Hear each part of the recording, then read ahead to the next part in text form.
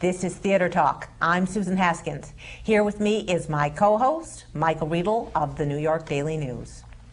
Barbara Cook is one of the great ladies of the American musical theater. She performed in such classic shows as She Loves Me, Candide, and The Music Man. She has a new album out now from DRG Records called The Lyrics of Oscar Hammerstein, and we are delighted to have her as our guest tonight on Theater Talk. Thank you. Welcome. I'm looking at the songs on this album, which we all know and love and know all the lyrics in our head. Oh, what a beautiful morning. And I'm wondering, how do you come to these songs that surely you must know so well in a fresh, new way?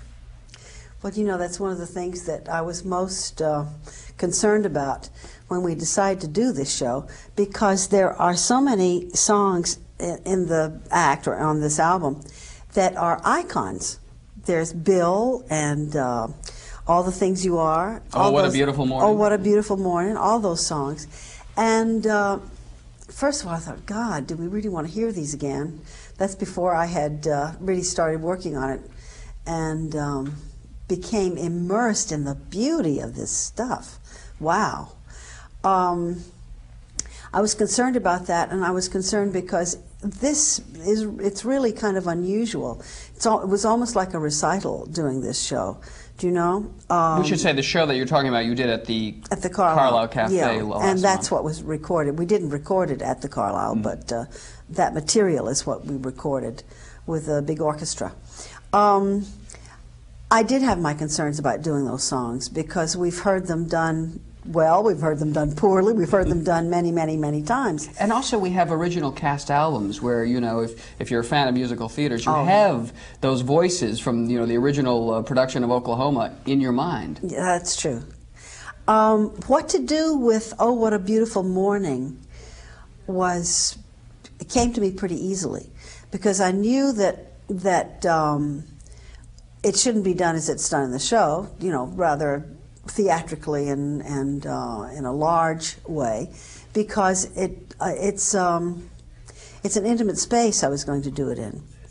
And it occurred to me that it could be done very quietly, do you know? And when we first started, I said, we did about 3 lines, and I said, this is going to work. I knew it would work. And as far as doing a song like Bill or a song like All the Things You Are, once I really start working on it, and I started to say, in a sense, try to make it mine, but that sounds so kind of high-flown, because when I'm doing it, I'm not thinking about that. All I'm trying to do is figure out what the hell he's trying to say, and then say it from who I am. Mm-hmm. You know what I mean? And if you do that, or if I do that, then I don't have to worry about what other people did. I think you understand what I'm saying? Yeah. Well, it takes the onus off.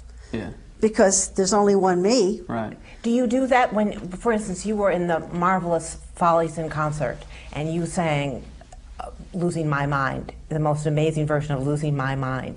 Did you think, I'm going to make that coming from me, or did you think about that character in that case? Well, I thought about both. The way it's set in the show, I can't remember the specifics of it now because I haven't looked at it lately. Well, the crazy yearning lady about all the I'll tell you what I thought the trap with that song. I thought it could be so breastbeating and so, oh, poor me, oh dear, and that's what I wanted to avoid, you know. But I don't approach something from what to avoid. I approach everything from who I am, where I've been, and all that stuff. I dim the lights and think about you, spend sleepless nights to think about you. You said you loved me, or were you just being kind? Or am I losing my... Do you really do close readings of the lyrics before you actually sing? Do you go line by line and think what this means and what he's... Not unless I have to. Sometimes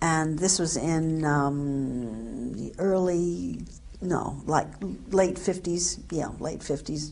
I think it was 1960 we did it. Anyway, neither of us normally would have been cast in these roles. Farley was so wonderful because he had a kind of sensitivity that made you believe that he really could be broken by what he'd learned through this woman, do you know? And it was a marvelous, marvelous move for me to do this and to have been asked to do it. And we thought we were so good, and we were too. Brooks Atkinson thought we were good too. He reviewed us, and he had some really lovely things to say about the whole production. Your last Broadway show was? Was it? Well, it was the concert that I did for theater, but my last book show. Yeah, your last full. The last book show was 1971. It was The Grass Harp. Why? I mean, why didn't you do anything after that?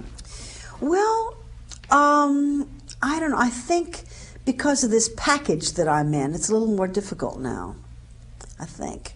Even in the 70s, were you? Yeah, well, you know, it's people send me roles like Tugboat Annie, for Christ's sake, Yeah, because I've gotten fat, you know, but Tugboat Annie doesn't have a damn thing to do with me. And I do think it's more difficult, though, to fit this all together. I think it's harder. I haven't given up. I still have the idea that maybe there's a possibility of another book show down the road. Did this bother you, though, throughout the 70s and 80s? You know, your seeming inability to find a role for yourself, one that, you know, matches what you thought you could do?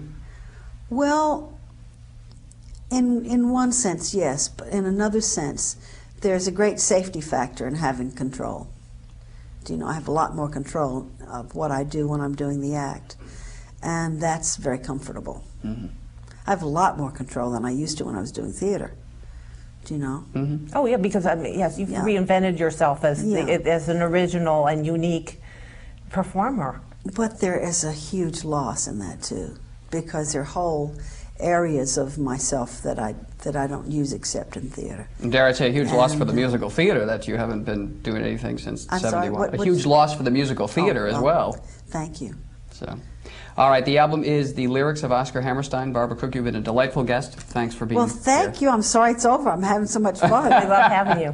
Thank you. Perhaps you come again.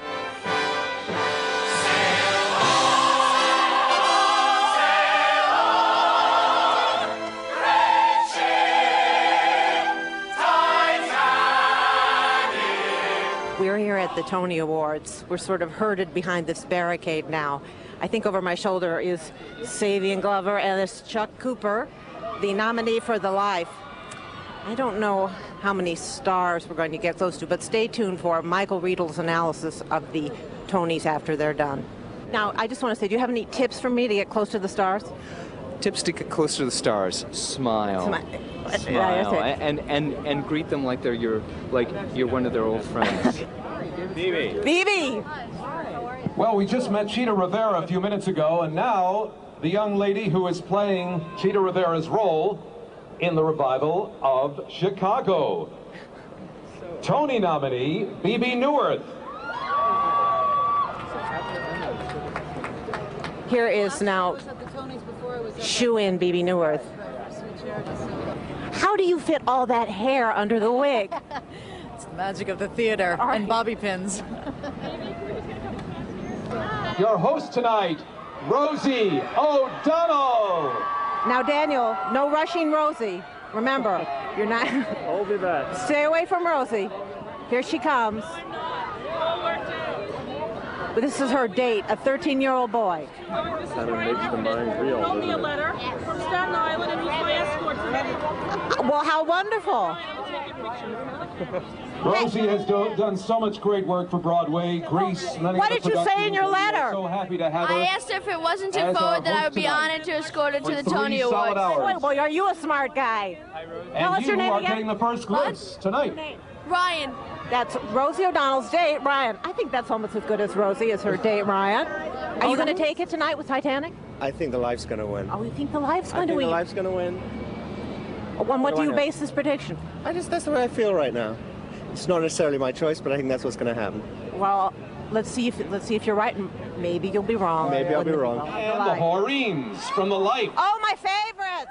My favorites! 42nd Street. You're wonderful. I'm glad you enjoyed You know, it. I have written that you as a chorus line are more stunning than the chorus line Here are of the Chicago. Horines. But did you know we are now Not the principal Horettes, the actresses? Horines. We're no longer chorus ensemble. We are principals, and we're loving They it. know You Times deserve it. Square. Well, we have 1220 Inside and out. nominations, and we're so excited, and we just hope that everyone comes to see our show. It's fabulous, it's new, and it's what theater is about right now. We're ready. And I'm seeing it Monday night. Are you?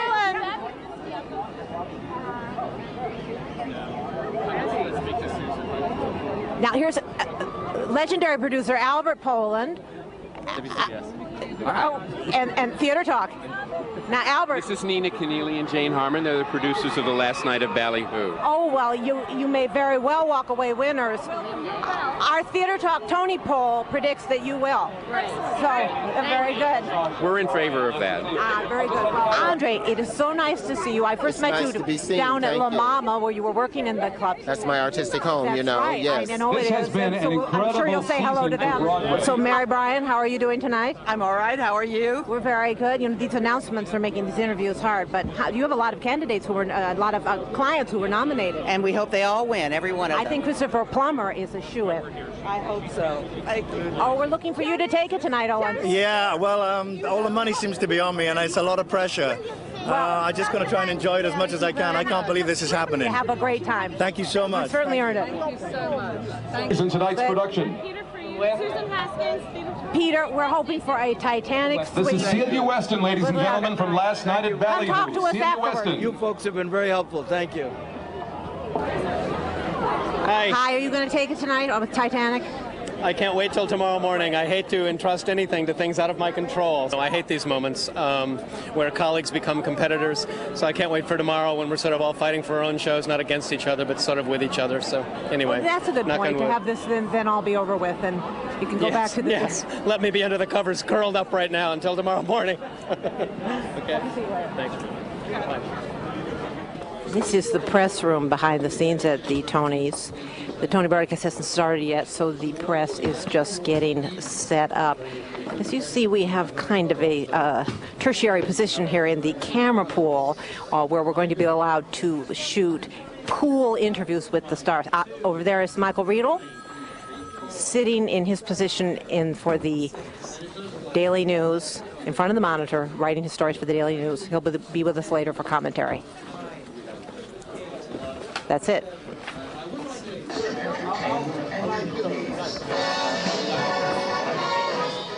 So, Michael, how'd it go?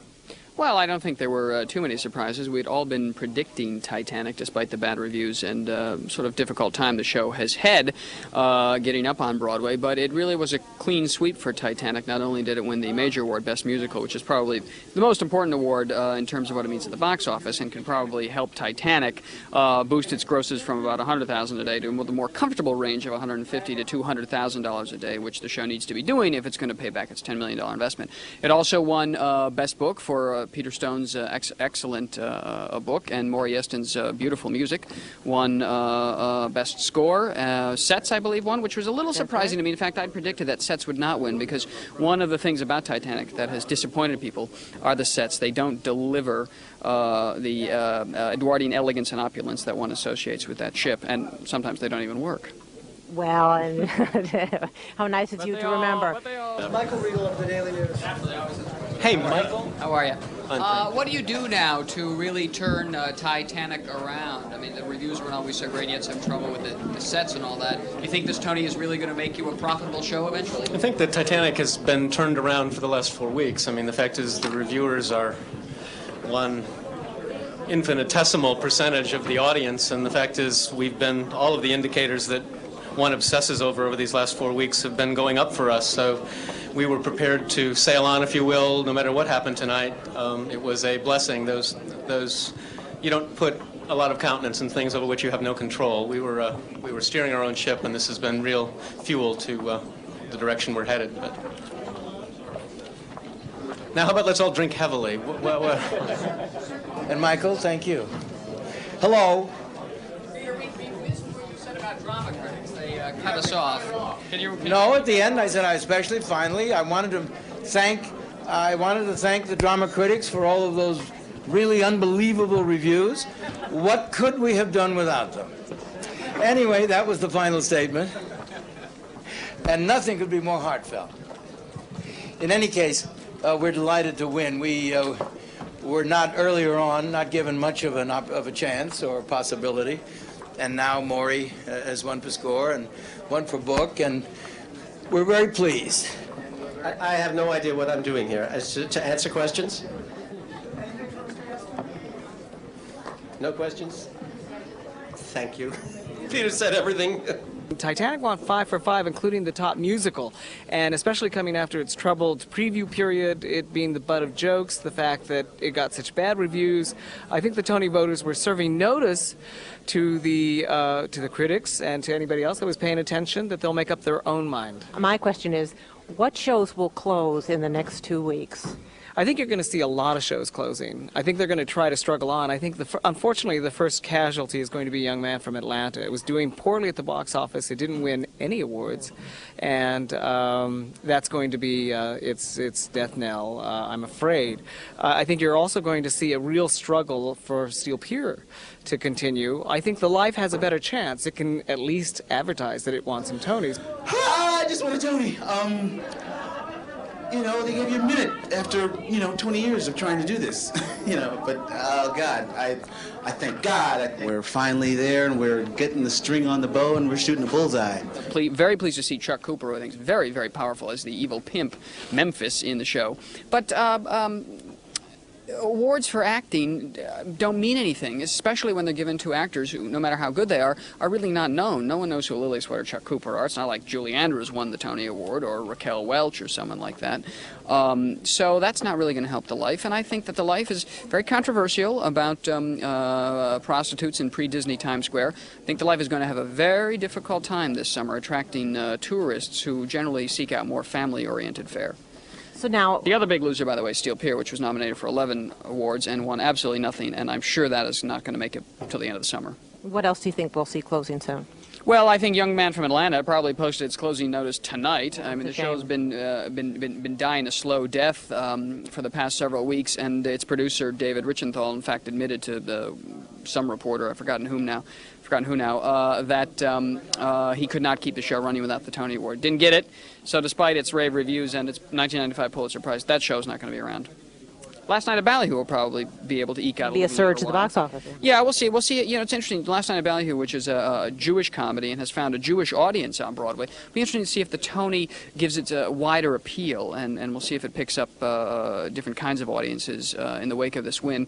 What I think the Tony does do for Ballyhoo is it ensures its road tour, which could be very successful and very profitable because it's a small comedy, nice little sentimental play by Alfred Ury, the guy who wrote Driving Miss Daisy, and so I think it could have a good life on the road. Certainly a very long life in regional theaters. And this certainly is going to assure skillions of road tours for Chicago. Oh, well, yes, I mean, this is just gravy. Chicago's already immensely profitable and very successful. But, I'm delighted for Fran and Barry Weissler, two producers whom I admire. They've sort of come up from nothing in a business that's dominated by people who are often given a leg up, albeit from the Yale School of Drama or connections in the business. And Fran and Barry, were pushing little Shakespeare companies around New Jersey only 15 years ago, and now they really have soared to the top of the field with Chicago, which is truly one of the best things I have ever seen. Was there ever any doubt in your mind you were going to win tonight? No. You don't want I want to be gracious because I think our competition was extremely strong, but I just felt this wave that began in November, and it hasn't stopped since. And I just believe to all my heart that we would be the flavor of the night, and I'm pleased we are. So, Michael, was it frustrating to you that you couldn't really watch the whole Tony Award ceremony? Oh, well, I mean, who cares? It's all over. The people at home were able to watch it. I have no idea if Rosie O'Donnell did a good job. I was so busy banging away on the computer and trying to hear what she was saying when other people were talking. But, no, I mean, I'll go home and watch it on tape. We'll see. It'll be interesting to see what the ratings are. And if Rosie O'Donnell has saved the Tonys, I tend to doubt it, but I could be proven wrong. Guess what will the overnights be? I have no idea. All right. Well, thank you very much, Michael Riedel.